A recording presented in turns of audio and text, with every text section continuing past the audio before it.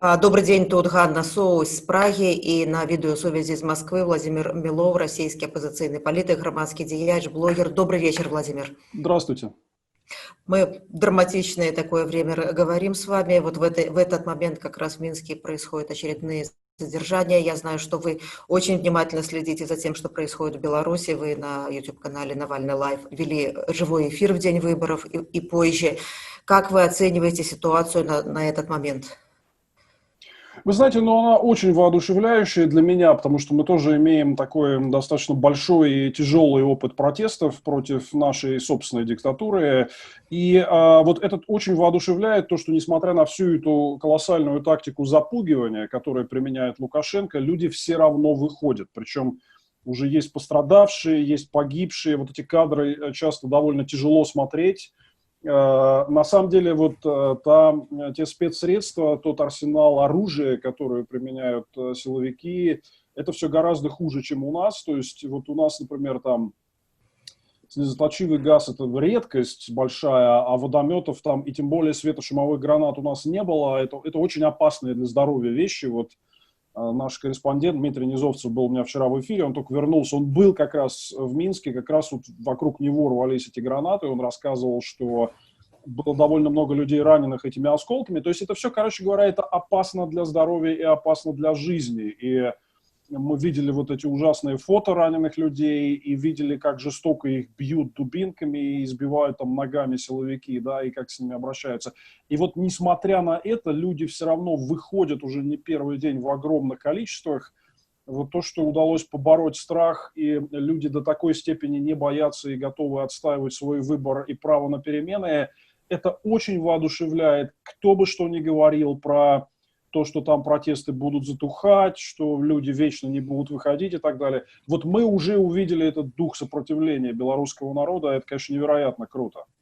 Мы видим, что сегодня узнали о том, что Светлана Тихановская была вынуждена уехать в Литву. В России находится Вероника Цыпкало с объединенного штаба с 3 представительниц Мария Колесникова только в Минске. Но протестами фактически никто не руководит, у них нет лидера. Люди самоорганизовываются, люди сами выходят на улицу. Как вы рассматриваете успешность вот такого неорганизованного протеста, хаотического в некоторой степени? Вы знаете, я бы не стал говорить о хаотическом, а скорее просто ситуация переросла в такое качество, когда протестует уже весь белорусский народ, просто, понимаете, по своей личной причине. То есть ему уже не нужен какой-то лидер, чтобы куда-то его там звать, белорусскому народу. Людей просто достала вся эта система настолько, и вот в этом единении, в совместном выходе на улицы, они видят шанс на перемены. Сейчас все они, включая и Светлану Тихановскую, и штаб оппозиции, они попробовали как бы вот этот мирный способ добиться перемен через выборы. Но все, что мы видели в последние дни, говорит, что Лукашенко не готов на этот способ соглашаться. Но, значит, будут другие способы, и здесь уже как бы не нужны лидеры, не нужен штаб. Все и так понятно, что делать. Сейчас фактически идет колоссальная самоорганизация. Люди просто читают вот эти вот телеграм-каналы и оттуда получают необходимые месседжи, что делать и как себя вести. Да. Поэтому здесь как таковое лидерство вот в том протесте, который мы видим сегодня, оно уже не нужно. И люди уже борются не по призыву лидера, а просто за свое личное будущее, за свой выбор, за свою свободу. Какая реакция в России на белорусские протесты? Насколько люди внимательно следят? Насколько их, вот как и вас, это воодушевляет или тревожит наоборот? Вы знаете, если говорить вот в целом о нашем обществе, об обычных людях, что мне очень нравится вот в последнее время, ну, понятно, что мы ваши события обсуждали все последние недели и несколько месяцев, да.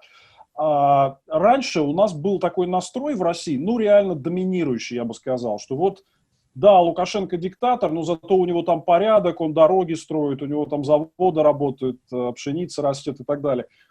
Такое еще есть, но оно просто катастрофически уходит, то есть этого, ну, там не то, что не осталось, да, но масштабы вот скукожились невероятно. И вот здесь, конечно, очень важно то, что люди наблюдают за всеми вот этими событиями последних дней и видят то, что диктатура это даже гораздо более жестокая, чем у нас. Конечно, все сравнивают. Я хочу сказать, что здесь это надо рассматривать на фоне того, что Путин очень резко утратил популярность в России. Я думаю, вы это хорошо знаете, да? Вот. И все знают про наши разгоны, подавление, там, недопуск на выборы, подавление наших демонстраций, протеста и так далее.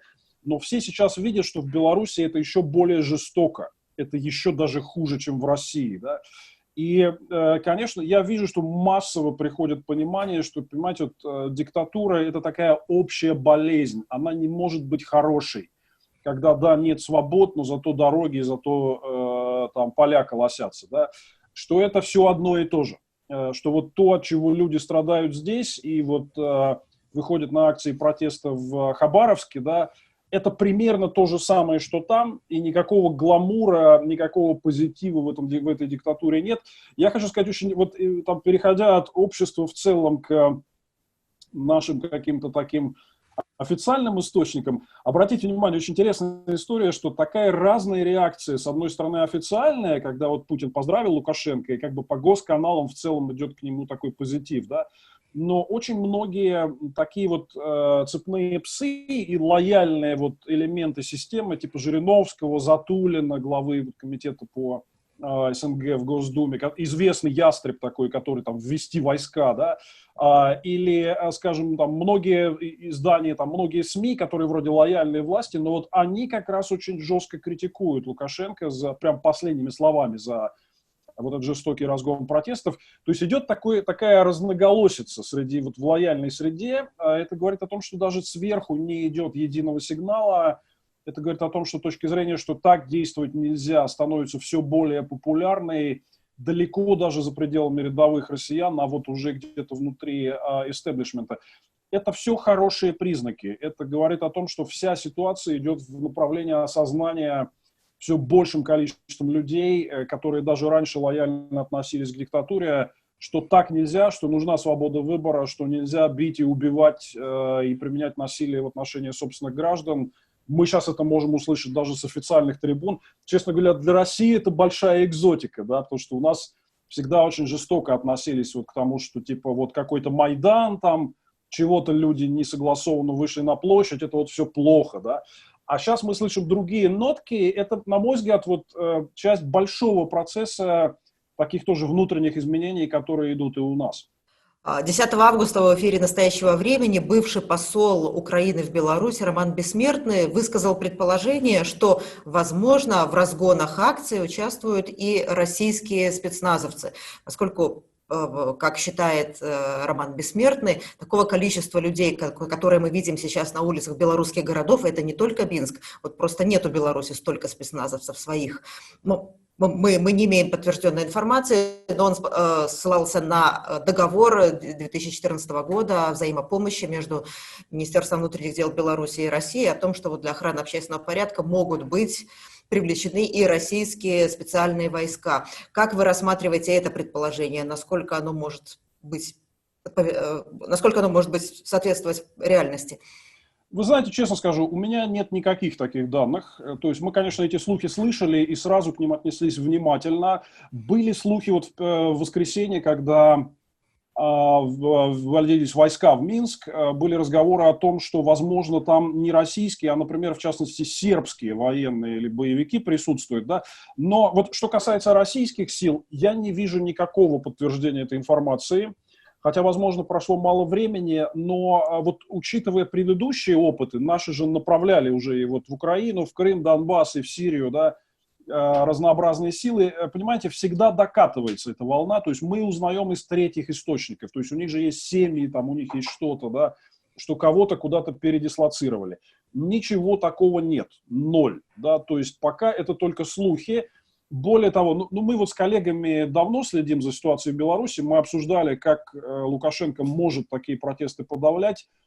Мы, в принципе, оценивали уже вот еще некоторое время назад, что у него есть вот эта вот мощность и численность необходимая, которую мы сейчас видим на улицах белорусских городов. И, кстати, то, что она выбрана вот скорее по полному лимиту, видно вот то, что в небольших городах как раз ОМОНа мало, да, его там практически нет. Все это сосредоточено в столице, это понятная тактика, но вот моя оценка, что скорее всего это именно белорусские спецсилы, и Я пока никаких доказательств вот прямого российского вмешательства не вижу. Более того, моя оценка, что вот Путин скорее все-таки заинтересован видеть и говорить со слабым Лукашенко, у которого дома проблемы. Для Путина это было бы более полезно, чем там типа помочь ему подавить протесты. Если говорить о реакции на постсоветском пространстве, Владимир Путин поздравил, но в его поздравлении не было про волю народа ничего сказано. Владимир Зеленский не поздравлял с победой на выборах, просто призвал Лукашенко к диалогу с оппозицией. Многие в Беларуси были очень удивлены, что Никол Пашинян, лидер, который пришел к власти благодаря мирной революции, благодаря мирным протестам, послал поздравления Александру Лукашенко с президентскими выборами. Как вы оцениваете реакцию на постсоветском пространстве и на Западе? На ту, которая есть, и та, которая может быть? Да.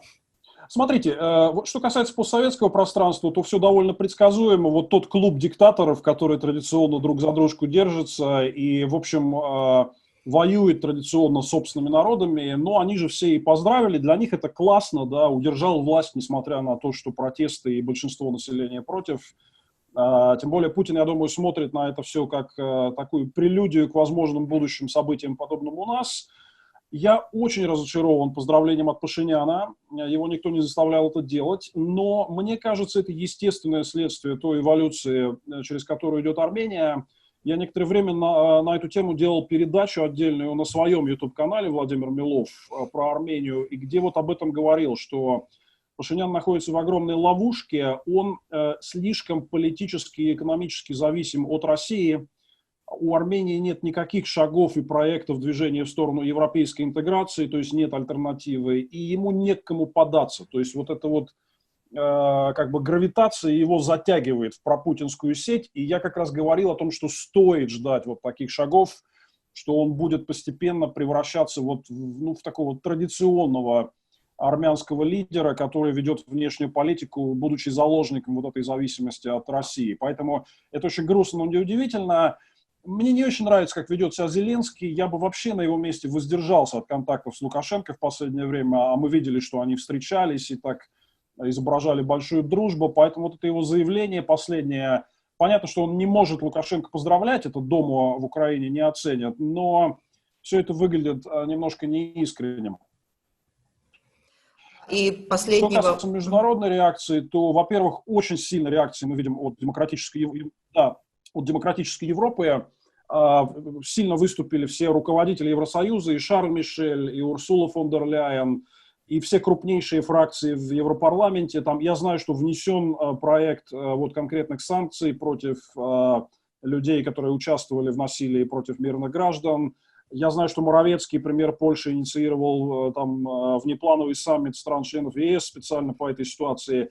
Конечно, разочаровывающая реакция от США, потому что Трамп молчит, высказался только его оппонент Джо Байден. Да, было заявление от госсекретаря Помпео, но Помпео сам, на мой взгляд, сильно способствовал вот нынешним событиям, потому что он ездил в февраль непонятно зачем к Лукашенко, и мне кажется, этот визит воодушевил Лукашенко, в том числе перед выборами, что он типа может себе такое позволить, раз вот беспрецедентно за долгое время к нему приехал американский госсекретарь. Вот, мне кажется, главное смотреть, что будет Европа делать. По-моему, европейцы полны решимости вот на эту ситуацию ответить. Давно в Европе так громко не звучали вот слова о ценностях демократических, о правах людей в соседних странах. Надеюсь, что это будет таким ярким кейсом, и Европа вот на весь этот произвол ответит. Какой вам видится короткосрочная и долгосрочная перспектива вот этих протестов? Вполне возможно, что они будут подавлены в ближайшем времени, да? Что будет в более долгосрочной перспективе в Беларуси? Каким будет вот это шестое президентство Лукашенко, если ему удастся все это задавить? Насколько долгим? Я думаю, что ему не удастся это задавить, потому что произошла очень серьезная перемена в диспозиции. То есть раньше было большое недовольство Лукашенко, но все считали, что там, ну да, мы недовольны, но 50 там, с лишним процентов народа все равно типа за него. Да? Этого больше нет. Этого больше нет. И это не вернется. То есть все знают, что Лукашенко не пользуется народной поддержкой. То есть политологи это называют кризисом легитимности. Да? но в реальности, конечно, он силовыми действиями, он, наверное, может способствовать тому, что протесты там на какое-то время будут ослабевать, да? Но я уверен, что они никогда не уйдут, и будут новые поводы, когда они будут разгораться, и, скорее всего, вот эта штука будет как... Ну, он сам приводит все время аналогии с пожаром, который он сам же и разжег, не желая провести честные выборы. Этот пожар погасить не удастся, он продолжит полыхать, и в итоге сейчас начинается такая вот игра, тактика на изматывание этой системы. Да, система сильная, аппарат подавления сильный, но она не всесильная. И ее тоже можно измотать. И уже видно, что вот даже буквально пара дней серьезных протестов довольно сильно изматывают. То есть признаки усталости уже где-то проявляются, да, вот на низовом уровне силовых структур. Ее надо изматывать дальше, и мне кажется, что белорусы полны решимости это делать, я в них верю, они прекрасно проявили себя в ходе вот всех этих событий. И самое главное, люди не готовы, даже несмотря на тяжелые последствия, уже жить вот больше в такой опутанной щупальцами диктатуры стране. Вот это самый главный вывод, и это говорит о том, что, может быть, потребуется время, может быть, будет тяжело, но в итоге все будет хорошо. Дзякуй вялікі. Владимир Мілоў, расійскі апазіцыянер, грамадскі дзеяч, блогер, даваў сваю ацэнку супрацьстаянню, якое цяпер адбываецца ў Беларусі паміж сілавымі структурамі, прадстаўнікамі ўлады і мірнымі дэманстрантамі. Дзякуй вам вялікі. Спасибо большое. Да пабачэння.